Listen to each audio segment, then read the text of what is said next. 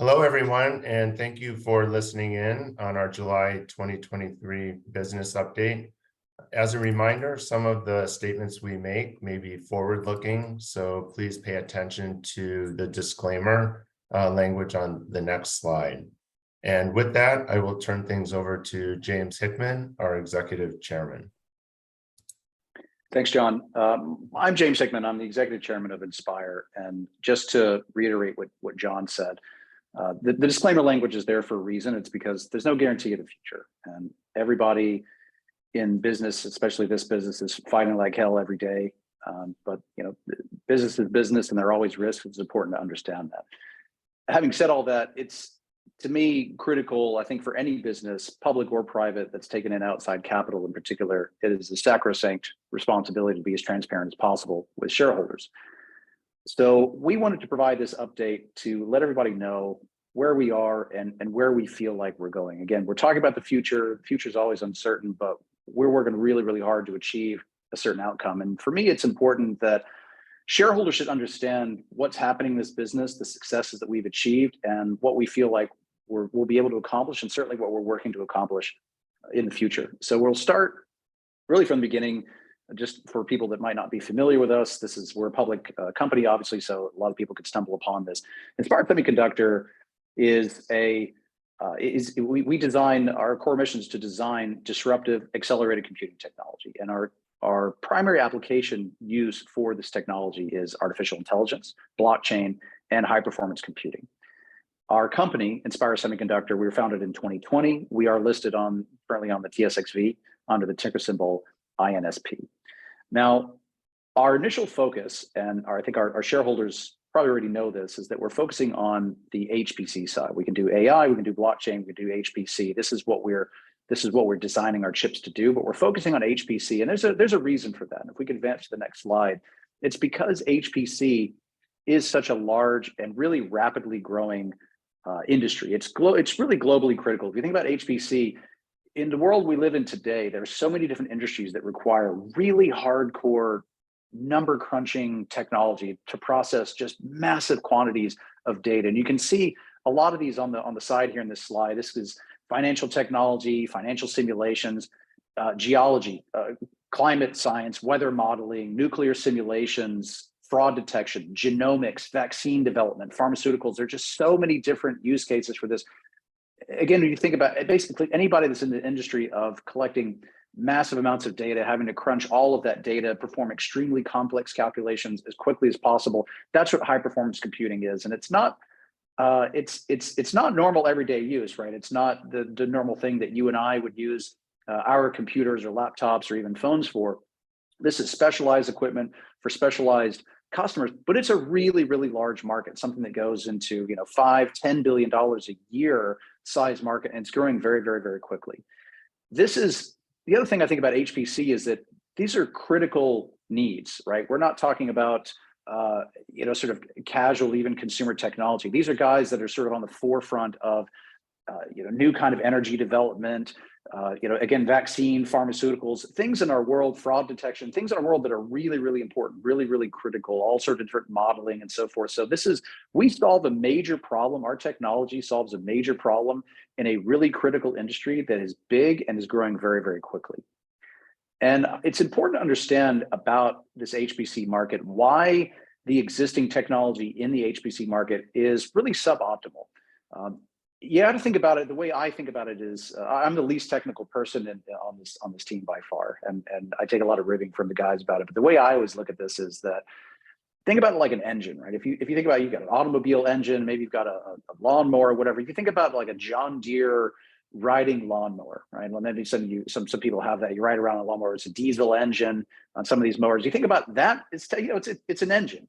So is the engine inside of a Boeing 787 that gets a Boeing 787 off the ground. They're both engines, but the mechanics of those engines, the architecture of those engines is entirely different, totally and completely different. The engine technology is going to change based on the use case. So the engine that powers a rocket is totally different than an engine that powers a weed whacker. Again, they're both engines, but a totally different technology. The architecture, everything that goes into it is totally different. And it's the thing with semiconductors, right? What powers a missile guidance system is not the same thing that's inside of a PlayStation 5 or inside of a Donkey Kong arcade game. Those are just, it's totally different technology, it's different architecture, everything about that is different. And it's, again, like engines, it varies, the technology varies based on the use case. And HPC, these high performance computing applications, these are different use cases. And many of these HPC applications, they don't have their own technology. If you think about it, weed whackers and lawnmowers have a technology, rockets have a technology, jet engines have a technology, Lamborghinis have it, supercars have a technology. All these different use cases have a technology. It's the same with microchips, except for HPC. There's a big lack in the marketplace of specific technology for many, many HPC applications. And this is really where we come in, because when you think about it in a way, you're talking about trying to get a Boeing 787 off the ground with a whole bunch of lawnmower engines. Maybe in theory you could do it, but it's suboptimal.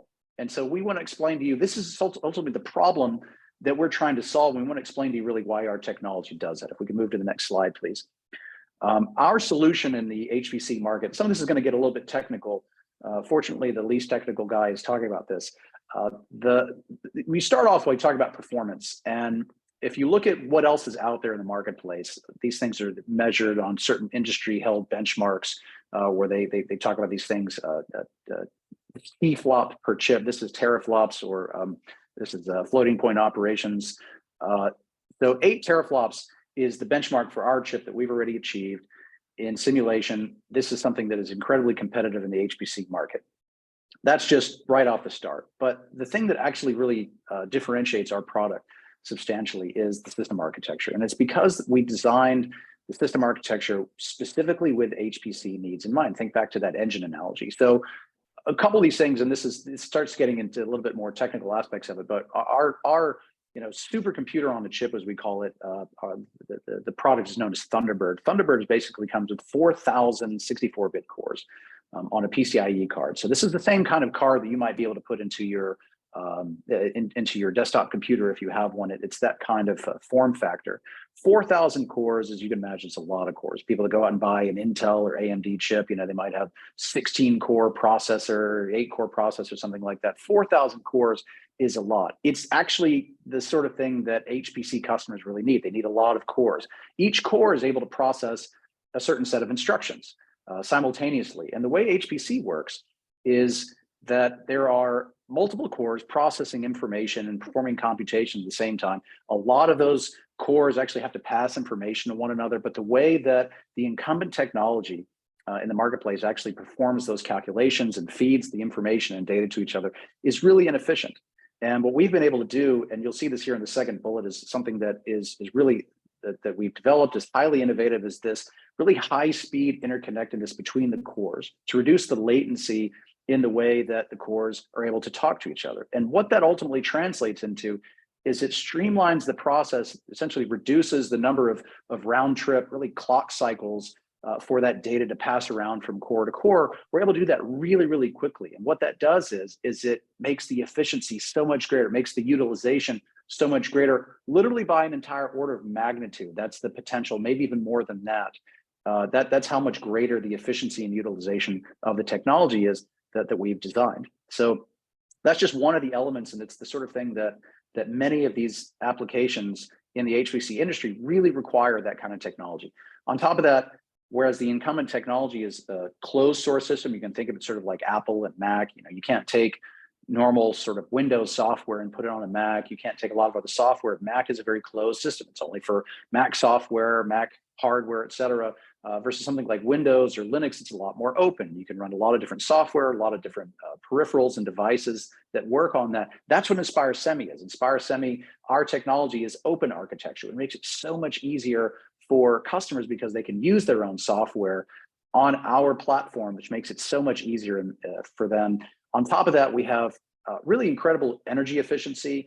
We have a 30 to 60% reduction compared to the existing technology that's in the marketplace. And so when you sort of add all that up, you look at on a performance basis, performance per dollar spent on the technology, performance per watt, and this is actually a really important metric for a lot of people in the HPC industry, is the energy efficiency and how much performance they're getting per unit of power consumption.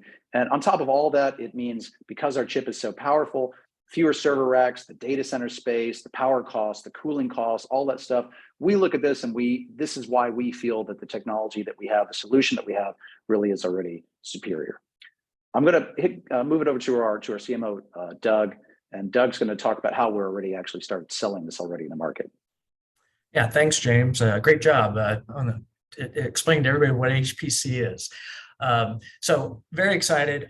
We have a lot of very excited customers, as you can see by just a few of these quotes when I go out and talk to customers and key go-to-market partners like Lenovo and others we're talking to that are, household names in the industry. Based on that, we've launched an early access program. We call it Thunder and Lightning. And we did this just at the end of last quarter to select customers.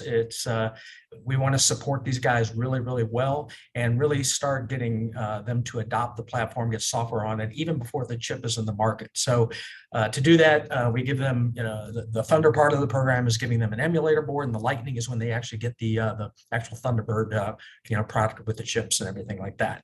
And to that end, we've had very enthusiastic reception. We've even already received our first purchase order from a major U.S. government national lab, and we have 3 other written commitments and a pipeline with many other major customers. We're capping this at kind of 10 or 12 customers just to support it really well and pick the right people for this. These are all name brand people in the industry, Fortune 500 businesses, academia, federal government, et cetera. Some of those application areas that you saw James talk about on the earlier slide. But at the end of the day, people are really endorsing our strategy. I had one analyst, in fact, tell me, it's not on this quote, but he just looked at me and said, "My gosh, Doug, do you realize what you've done?" And I said, "I think so." And he said, "You're giving everybody what they want." And that's exactly what we're seeing by this response from customers.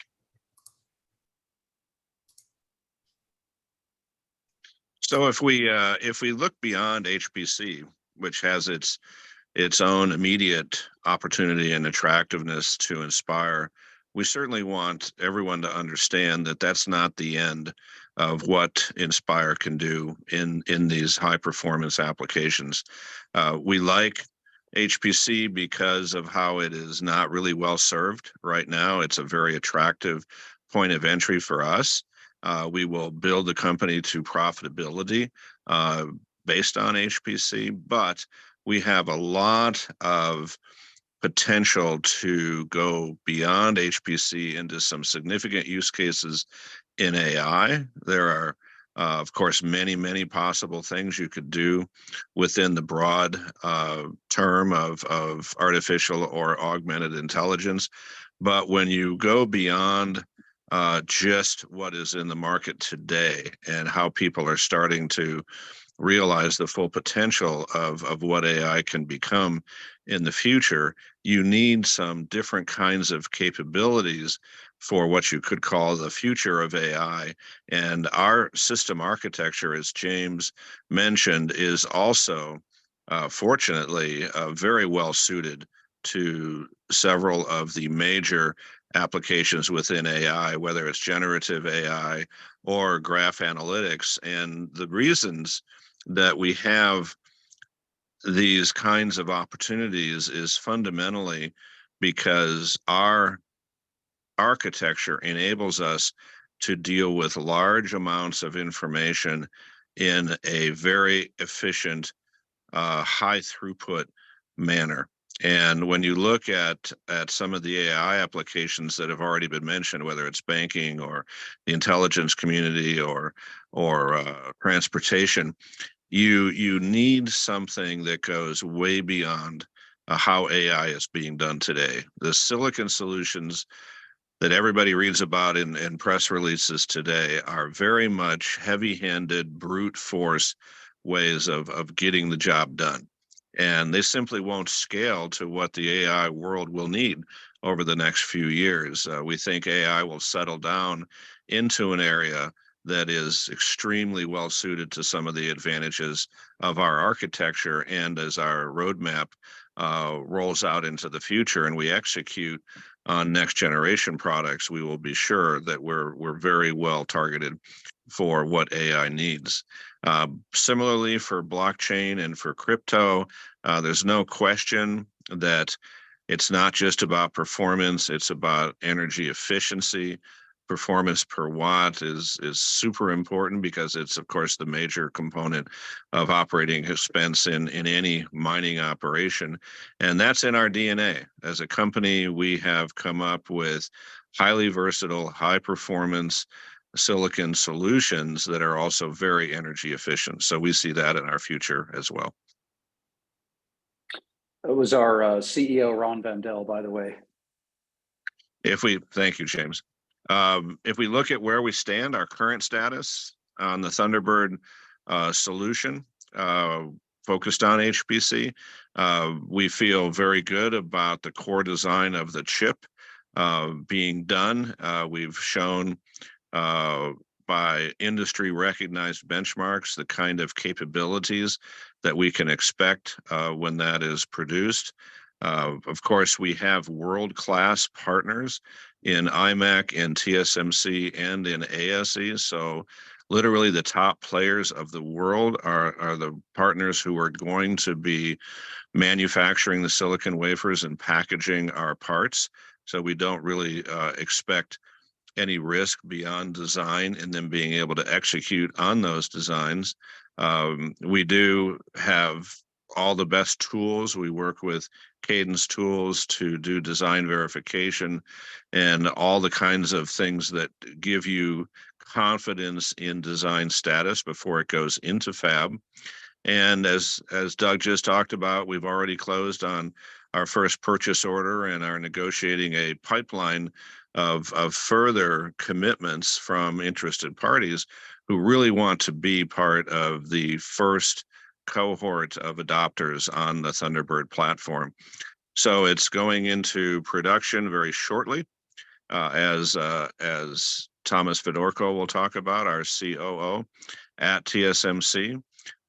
We have already been granted the technology access to the next generation of lithography that's required for the future roadmap, whether that goes into AI or into blockchain applications. And this is something that very few companies that are not giant companies have been able to achieve. And it says something about our vision and our team and our leadership relationships.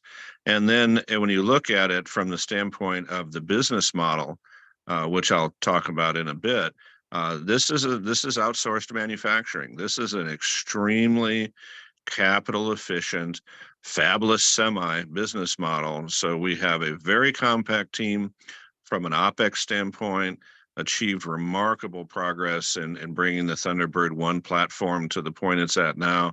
And we have outsourced manufacturing with world-class partners. So it's very CapEx efficient as well. Takes about 90 days when we release the design database to get the first silicon back. Thomas, you want to talk about milestones from here? Yeah, thank you, Ron. I'm very excited to be able to share some milestones that are on the horizon for the InspireSemi team. The entire team has been working diligently to get our tape out completed on Thunderbird. Tape out is the precursor, what's required for us to begin the wafer fabrication process at TSMC.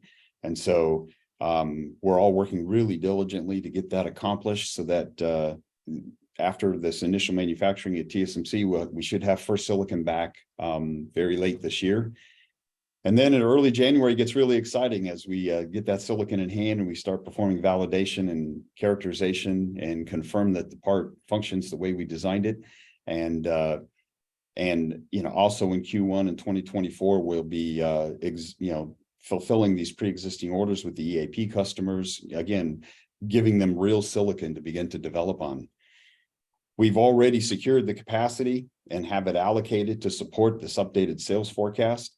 And so we have all of our manufacturing suppliers online to provide all that's required to meet that sales forecast. And that will allow us to ramp. and, and scale from, handfuls of wafers to thousands of devices being delivered to customers. So we're real excited about where we are right now. And next year is going to be a big year for us in terms of ramping and scaling and generating revenue.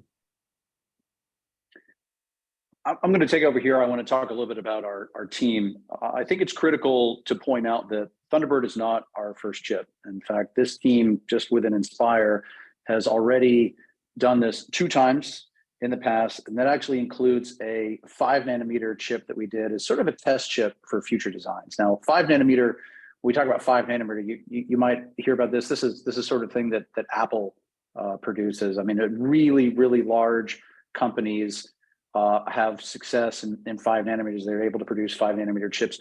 5 nanometer chips are the most advanced chips in the world. They are incredibly complicated, and very few people have been able to actually be successful producing, designing, producing 5 nanometer chips. We've done it. Okay, so this is really, I think, speaks to the quality of the engineering talent, the quality of frankly, the executive team as well, to be able to take a vision like that and put it into production. It was just a test chip, and we did it for a lot of reasons. 1, to prove that we could do it. 2, because it actually gave us a lot of design improvements on our Thunderbird chip. Thunderbird is 12 nanometer. So you can imagine this is actually less complicated than the 5 nanometer chip that we've already done. So it gives you a sense of just the accomplishments of the team, the experience and the success and so forth that we've been able to achieve. The talent that we have on the team is just fantastic. We have our engineering team is small, but averages more than 20 years of experience. A lot of people that have been decorated, including one engineer who's actually earned Intel's highest award for engineering 2 times. And he's on part of our engineering team at Inspire Semiconductor. Our CEO ran a $4 billion business at Dell, grew it by 50%. Our CMO has a fantastic track record of being able to sell this kind of technology to large businesses, large enterprise accounts, went from 0 to $82 million on another product in just 9 months, 0 to $82 million in sales in 9 months. Thomas, our CEO, has done this multiple times. He has scaled production basically from almost nothing, from sort of a pilot phase into millions of units a month. We have the manufacturing capabilities, we have the engineering capabilities, we have the marketing and sales capabilities, we have the management capabilities. Our CFO has a ton of experience in all levels of business, public and private. We really have, and our CTO is one of the most brilliant guys you could ever sit down and talk to. So we really have a tremendous amount of talent inside of the organization. We're using all that talent to really bring this vision into fruition.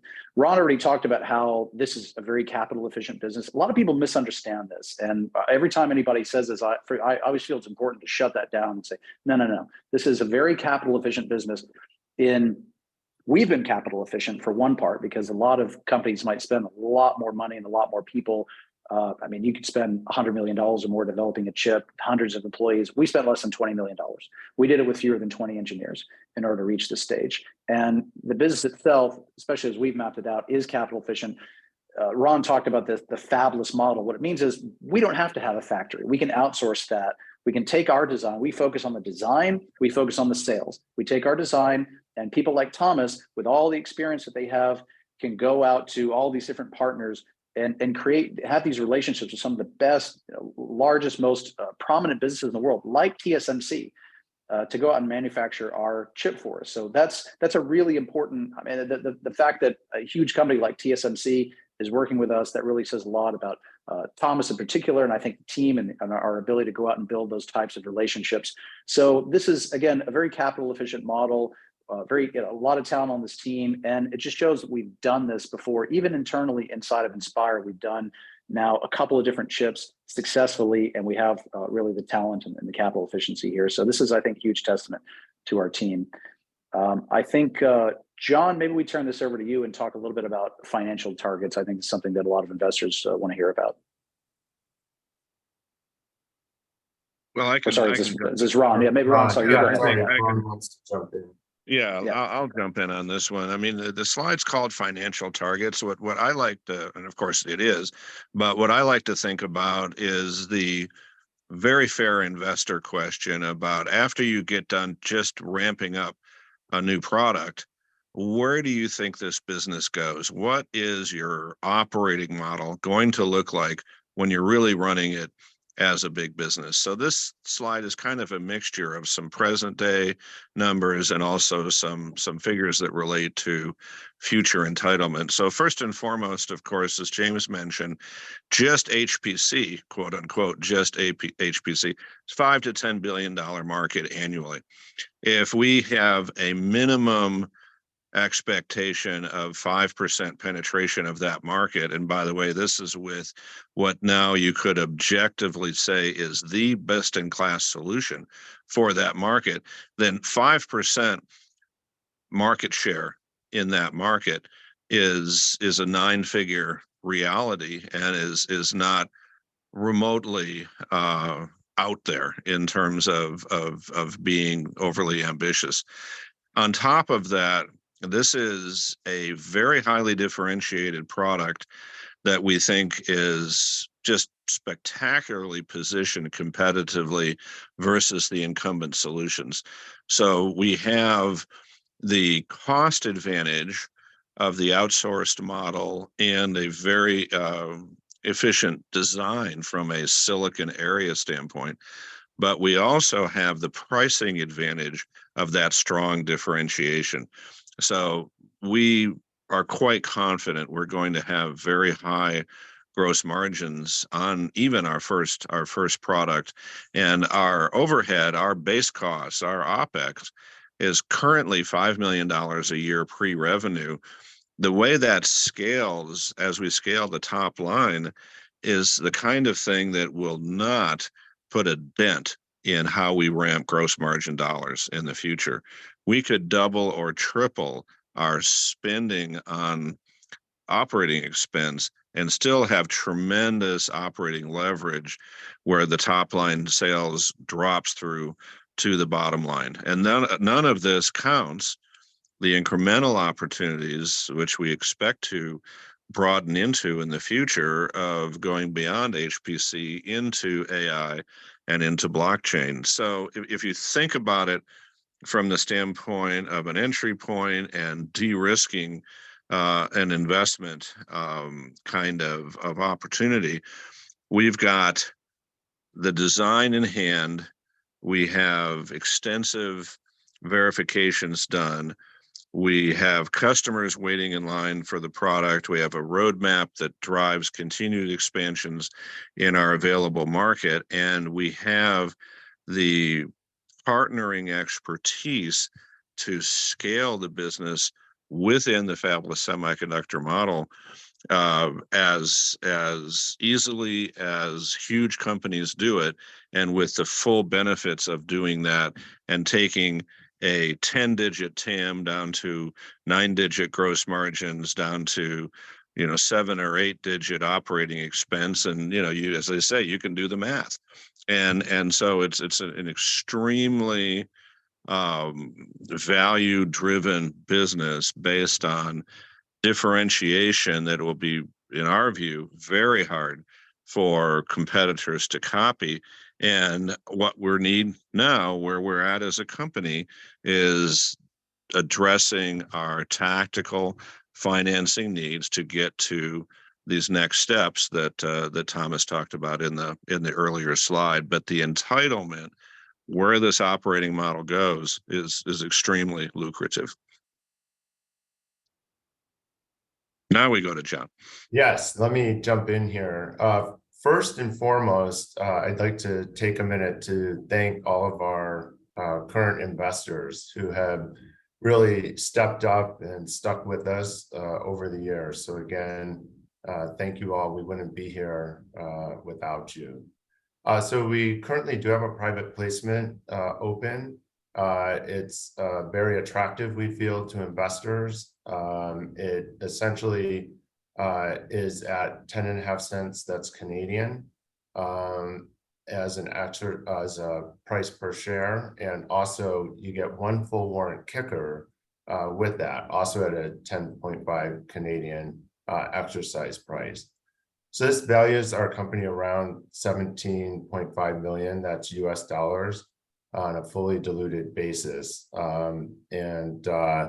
That's just based on current conditions. Obviously, as the company continues to grow, we would anticipate that would change. We should point out that we have major shareholders led by James. Thank you, James, who have invested $1 million in this round.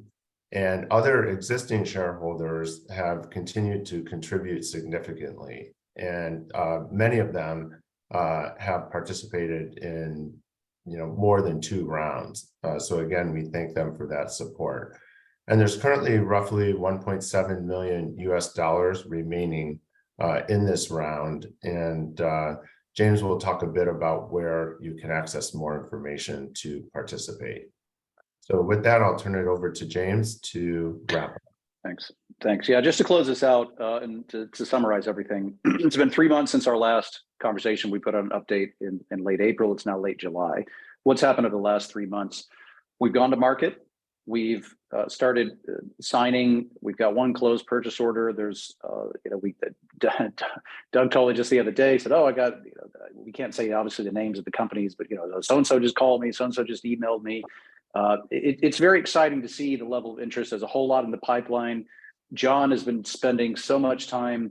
Every one of these companies, these are huge companies, right? So they all have an onboarding process. So John's been spending so much time going through the onboarding process of a lot of these companies, and just having to deal with legal and so forth to get the paperwork straightened out.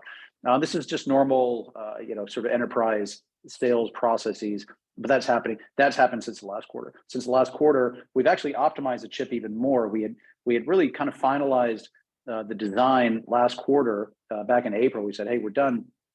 But we said, we have the opportunity here. We're not going to tape out just yet. We have the opportunity to tweak this and optimize it. And we did. We actually came back, the team came back. Remember, Alex told us at one point, he said, "Well, I actually think we're a lot better.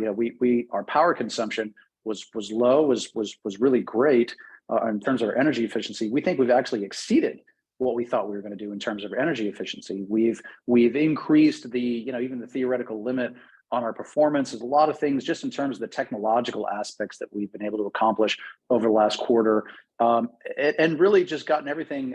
Thomas on the operations side has really gotten everything ready and prepared. We're doing a sort of a dry run tape out right now, getting everything ready to hand over that design over to TSMC and start getting actual real silicon in production. And so there's been a whole lot of things that have happened. We're a company that's moving very, very quickly. We're always in motion. We're moving forward, and we're at this point now where we are at the end of our pre-revenue phase. We are actually, we've already gotten our first purchase order, right? So we're done being a pre-revenue company, and we feel that we have this potential now to grow very quickly. And we say that not based on any sort of pie in the sky, here's what we think, but Doug's out there every day talking to customers. Doug's phone rings every day. He's getting emails every day. He's talking to customers every single day. And so we have a very good sense of what the market is and how the market is going to receive our product, because they're already doing it.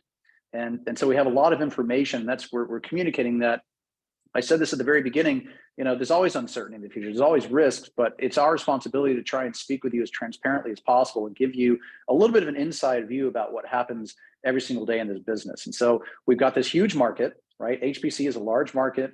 This is a very important, globally critical market.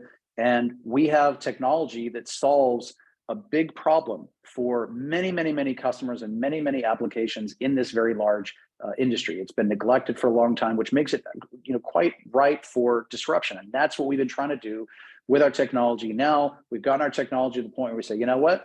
We want to get this thing out to TSMC. We believe we're done. We've optimized this and tweaked it to the greatest extent possible so we can get it out there to solve this problem in this market, which is also growing at a 22 to 25% compound annual growth rate. So it's not only a large market, but it's growing very, very quickly. And it's this big problem to solve. And we're the people that have stepped in and said, we will give you exactly what you need to solve this problem. And that's what our technology does. The business around that technology, Ron talked about that. Again, we obviously feel very, very good, very optimistic about what the future looks like, what the vision looks like, what we're trying to achieve with that. Again, the future is always uncertain. Nobody can make any guarantees about exactly what the future looks like. But I'm telling you, we wouldn't be doing this. There's all these guys on this team. We talked about just how seasoned the veterans, the engineers, the executives, everybody doing this, and we didn't feel like there was a really strong promise at the end of this. And that's what everybody's working for every single day. It's a high margin business. It's a capital efficient business. We feel we're very attracted to what we feel is the end state there, that vision. That's what everybody's working very, very hard to achieve. So all of that, again, being in a position where right now we're valued at $17.5 million. Obviously, that's going to change, on a kind of a day-to-day basis based on the stock price. But that's basically where we are right now. We're sort of at this inflection point from pre-revenue now to revenue and growth beyond that, and that's where we are right now. So if you want to learn more about Inspire Semiconductor, there's a website here, inspiresemi.com/investors. You can reach out to us. There's a whole lot more information on the website. There's more details, risk disclosures. We had a press release come out just this morning, actually, talking about a lot of these things. So encourage people to read that, and people that are qualified, want to take part in the private placement, can do so and find more information on the website. So I think that's probably about it. I want to thank the team, not only for the time today, but also all the hard work and all the things you guys have been able to accomplish since we started this. And thanks to everybody. Thanks to our shareholders, as John said. Your support has been really critical to this business, and thanks for everybody for taking the time to listen.